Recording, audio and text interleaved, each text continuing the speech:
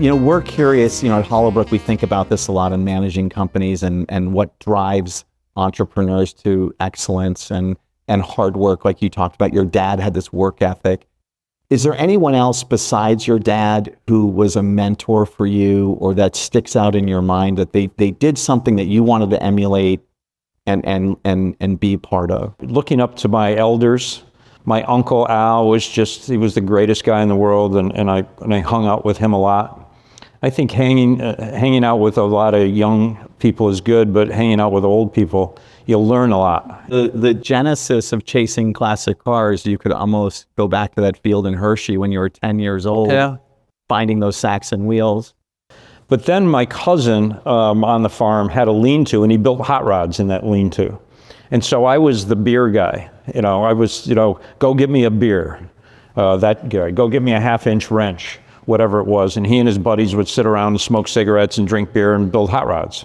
I don't know if you could talk about just, a massive setback that you had in your life, either professionally or personally, but that required that work ethic you've talked about, that perseverance. Our second daughter, Kimberly, at age 18 months, stopped talking one day. And so that was a real blow to the gut, that how could this happen to us? And what really made a big difference was going to the meetings, the autism meetings, and they were held at the Children's Hospital in Hartford.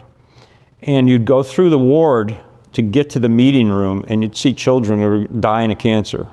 You'd see children with no limbs.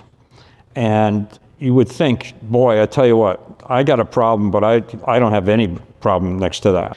The one thing that is so important, and I learned this growing up with all my family around me, is spend time. That's basically it. It doesn't have to be doing anything special. It's just spending time with a young person and then introducing them to cars. So, but if just seeing a 10-year-old and just trying to get them interested in it, that's the key.